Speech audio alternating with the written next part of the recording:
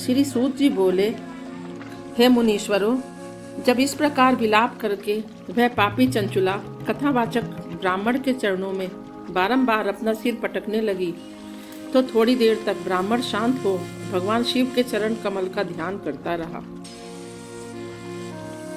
भगवान शिव के चरणों में उस पापिष्ठा को आया देख वह प्रसन्न हुआ और मंद मंद मुस्कुराता हुआ बोला, हे देवी, इस प्रकार रुदन करने से कोई लाभ नहीं। भगवान सदा शिव की तुझ पर कृपा है, तो उन्होंने तुझे समय पर ज्ञान दिया है। अधीर मत हो और मेरी बात ध्यान से सुन।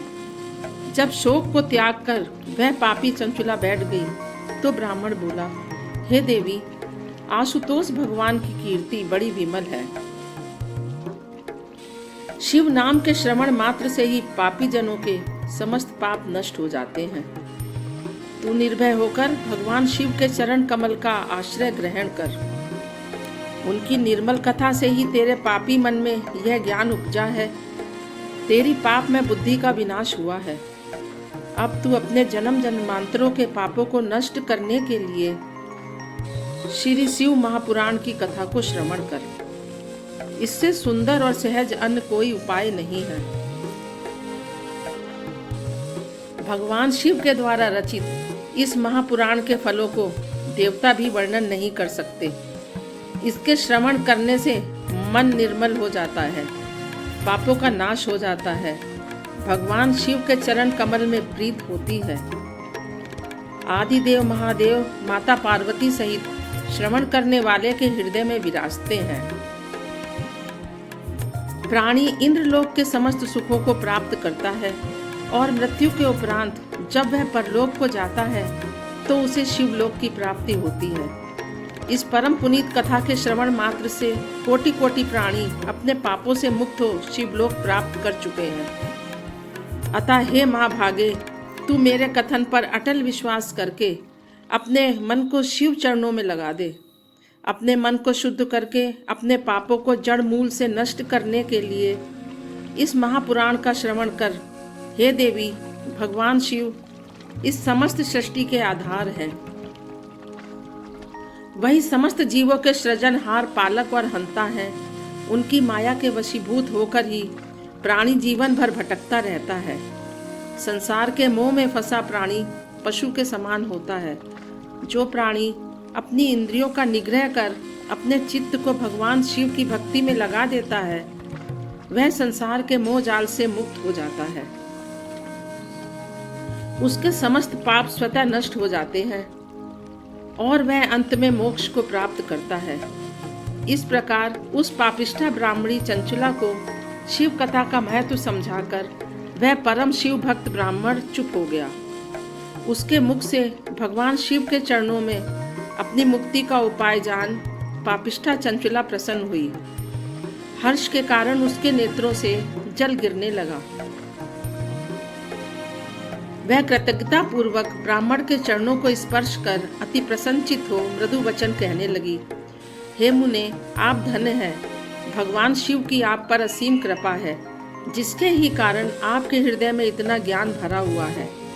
आपके इन वचनों ने मुझे उभार दिया है। आपके मुख से शिव कथा को श्रवण कर मैं कृतार्थ हुई। मेरे पापी मन में ज्ञान उपजा है। अब आप ही मेरा उद्धार करें। मैं आपके ही श्री मुख से शिव महापुराण की कथा को श्रवण करना चाहती हूँ। श्री सूत जी बोले, हे ऋषि जनों, ऐसा कह चंचुला शिव महापुराण की कथा श्रवण करने के लिए उसी शिवालय में उसी शिव भक्त ब्राह्मण की सेवा में रहने लगी। वह परम तपस्वी द्विज नित्य शिव पुराण की कथा कहने लगा।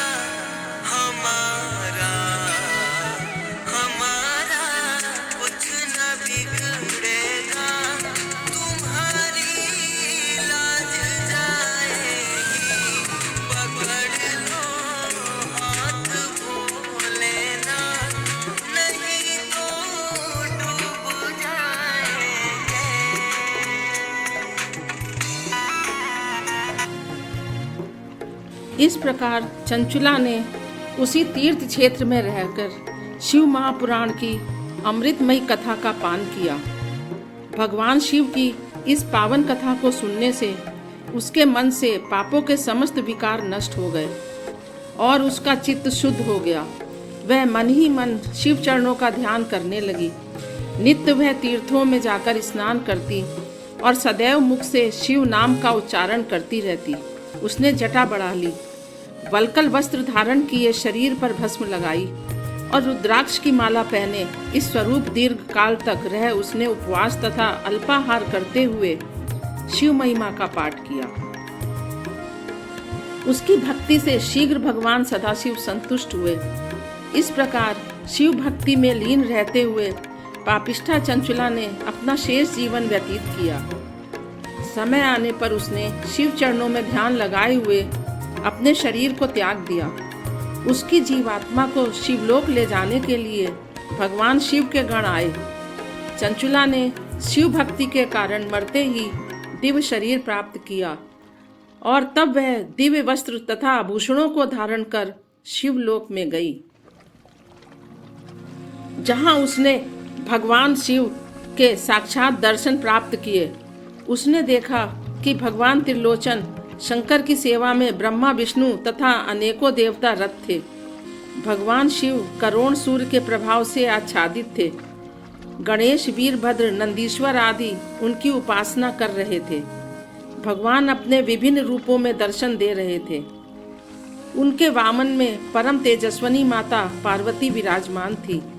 भगवान महेश्वर के उन दर्शनों को करके चंचुला बड़ी प्रसन्न हुई। भगवान शिव और पार्वती ने चंचुला की भक्ति से प्रसन्न हो अपने पास आसन दिया। चंचुला माता पार्वती की सखी के रूप में रहने लगी। भक्ति के प्रबल प्रताप से चंचुला ने शिवलोक में वह परम पद प्राप्त किया जो देवताओं को भी दुर्लभ है।